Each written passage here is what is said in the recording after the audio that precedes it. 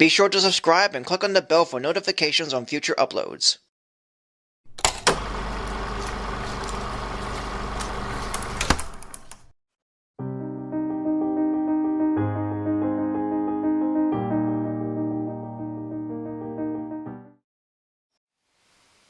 Hello everyone, Someone Bard here, or you can call me Sully. To continue with Warner Brothers' 100th anniversary, and today being the first day of fall, I'm reviewing a film that's set during the fall, but it is a comedy adventure from Steven Spielberg's production company, Amblin Entertainment, and is written by future Home Alone and Harry Potter director Chris Columbus from a story by Spielberg, and it's surprisingly one of those films that I found to be okay, yet kind of dull. Released on June 7th, 1985, it's The Goonies.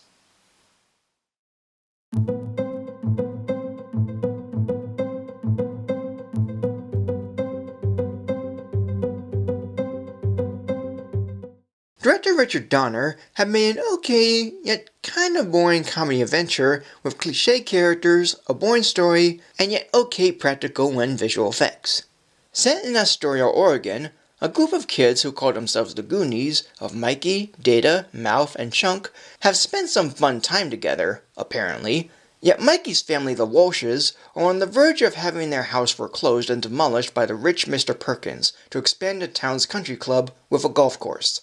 But when rummaging through the Walshes' attic, the Goonies find a map leading to the treasure of a pirate named One-Eyed Willie, and Mikey suggests going out to find the treasure as a way to help his family from moving out. So Mikey, Data, Mouth, and Chunk go find the treasure using the map and one medallion, as they later are joined by Mikey's brother Brand, who's trying to look after Mikey and get him home, and two girls named Andy and Steph, who once hung out with Troy, who happened to be the son of Mr. Perkins. All the while, a family of Italian criminals called the Fratellis, Mama, Jake, and Francis, follow the Goonies to the same treasure. This is a film that has a basic enough premise and an occasional joke that I smiled or maybe chuckled at, but it's one that I never laughed or even found engaging, even with a few cartoon sound effects when Data's inventions are used or one slip that seemed over the top. The characters are pretty cliché, despite that this is one of, if not the first film to introduce these characteristics.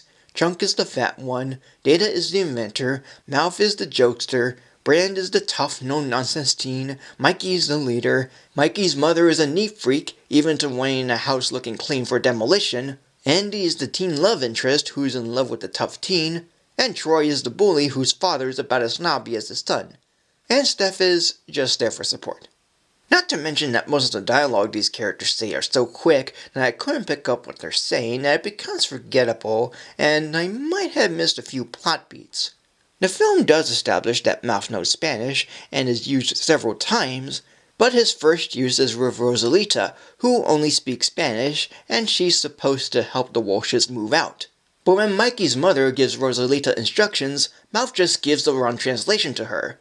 I know he's joking here, but the Walshes are going to lose the house, and Mouth's being more harmful than helpful. Like, does Mouth not even care about the situation his friend and family are in? And then there's things that I'm not sure about. Steph loses her glasses, yet she's able to see fine later on. Chunk confesses every single problem he made when the Fratellis tell him to say everything. A running gag with Data saying booty traps instead of booby traps. There's also a running gag about Chunk making big lies despite a couple of them being true.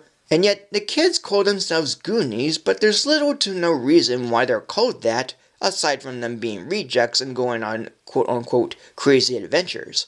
Plus, they always go by their nicknames and sometimes swear. However, there are a few moments that I found alright, hence why I call it okay, yet kind of boring. Aside from the effects, the sets like the underground, ships, and restaurant, and designs of traps and Rube Goldberg-style mechanics are fine. The villains are kind of okay being an Italian family of crooks, despite their vague motivation involving counterfeit money, and their one disfigured son named Sloth, who has neat makeup and an interesting but brief backstory, and his friendship with Chunk is an alright one.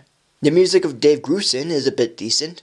The opening credits involving a police chase and introducing the kids are also fine. The end scene with the kids and their parents are sweet, especially with Chunk's mother giving him his favorite pizza and Data's dad being an inventor. Chunk's scared expressions do give me a bit of a smile. A Superman reference with the music that's also an in-joke, as Richard Donner also directed the original Superman, and a reference to Gremlins, as Chris Columbus also wrote that film.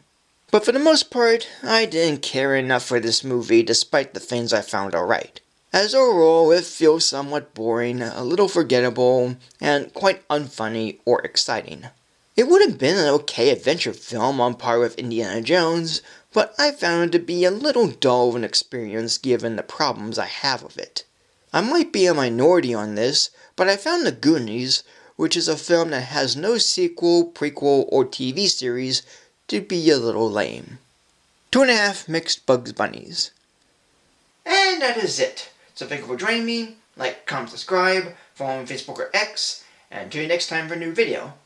And thanks for your time.